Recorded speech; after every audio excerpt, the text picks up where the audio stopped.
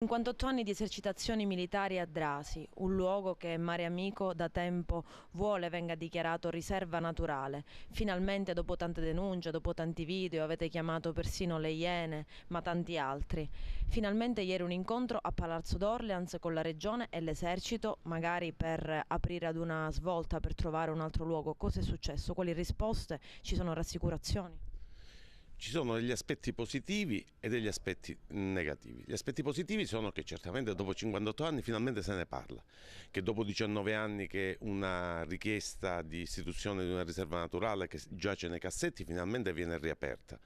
E l'altra buona notizia è che intorno a un tavolo c'erano 3 associazioni ambientaliste, 4 associazioni ambientaliste, c'era il governo regionale con il vicepresidente Mariella Lobello, con l'assessore Croce, con il generale Dalzini e quattro colonnelli. Finalmente tutti seduti intorno a tavolo. E queste sono le buone notizie. L'altra buona notizia è che si andrà incontro a una riperimetrazione, probabilmente il prossimo CRPPN, che è il comitato che valuta le riserve, troverà una nuova riperimetrazione dell'area, che c'è un impegno da parte dell'esercito ad allungare i periodi di sosta, magari facendoli avvicinare alla Pasqua, al 1° maggio, al 25 aprile, al 2 giugno, cioè questi giorni di festività verranno sospese le esercitazioni per un più lungo periodo e quindi permettere alle popolazioni di fruire quei luoghi, ma anche alle scolaresche.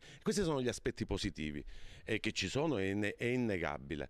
Gli aspetti negativi è che ancora oggi purtroppo non si è provveduto a trovare un'area alternativa per le esercitazioni e quindi siamo appunto di partenza riguardo a questa situazione. Ci sono delle proposte, delle possibili soluzioni? Sì, le proposte l'ho dette, c'è un ampliamento del periodo di riposo dall'esercitazione, quindi un maggiore